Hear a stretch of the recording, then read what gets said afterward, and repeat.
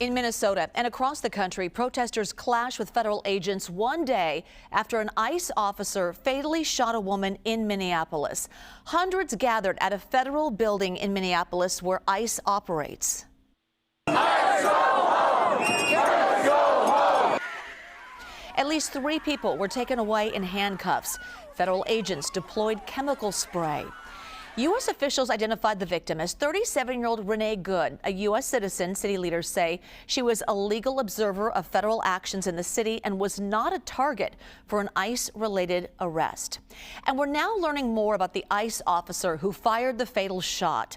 Officials identified him as Jonathan Ross. Court records show he started working with ICE in Minnesota back in 2017. Now, CBS News chief correspondent Matt Gutman is live in Minneapolis right now. So, Matt, what is the scene like there right now? Juliet, shockingly, 12 hours after about 700 protesters arrayed here, lined this side of the street, there is still this face-off between, on the one hand, you can see those federal officers. They're kind of silhouetted in the dark on the other side over there, and a smattering of protesters that are left here. But for hours, there were these back and forth skirmishes, and there's still a whole bunch of residue from that. This is basically pepper spray that was shot at the ground and dried. You can see the sort of the rain dropping off of it. But across the city, there are still protests. There are a couple of big marches planned elsewhere, and there's still concern that, just one spark could set this city exploding in protests. So far, it has not happened yet, Juliet. Well, Matt, we do know the name of the ICE officer who fired the fatal shot. What else are you learning about him? We know that there was another incident about 6 months ago in which, in a very similar situation, we understand, the officer was trying to make an apprehension, we are told, and at some point, the motorist did not stop, did not heed commands. That officer smashed the back window, tried to unlatch or unlock the front door, and that motorist took off, dragging the officer for about 100 yards. Apparently, he had to get stitches. Was not seriously injured, but a very similar incident. And, it is something that people here are talking about, that this perhaps is a pattern.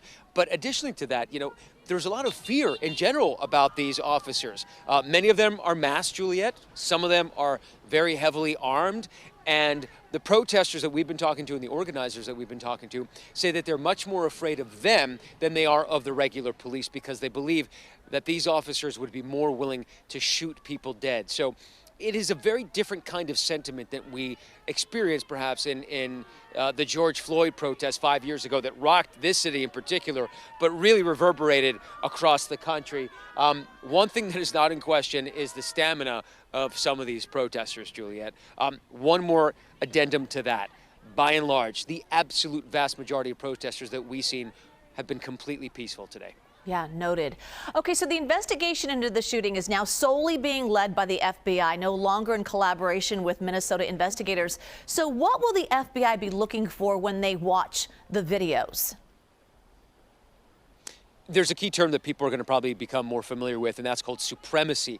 The FBI wants to be able to take control of this case, especially the criminal aspects of it, over local agencies. That will give them more control over it. So they're going to be looking at everything. They're going to take a look at all the video. If there's body-worn camera, they will examine that as well. They're going to be looking at the positioning of that officer, where he was when the shots were fired. But one of the key legal terms that is going to be examined and upon which this entire case might hinge is the frame of mind of that officer. Did he, at that time, have a reasonable belief that his life was going to be threatened or that he was at a risk of serious bodily harm? That's what it's going to focus on, not whether it actually was objectively a situation in which he could have been killed, but did he feel at that time, and did he have reason to believe at that time that his life could be in jeopardy? That is going to be really the crux of the question. Unclear how long, Juliet, that this investigation is going to last. We understand the FBI has already started, but there is no timeline that has been offered, at least to the media, so far. Yeah, that's an interesting point, his frame of mind at the time. All right, Matt Gutman. Matt, thank you so much.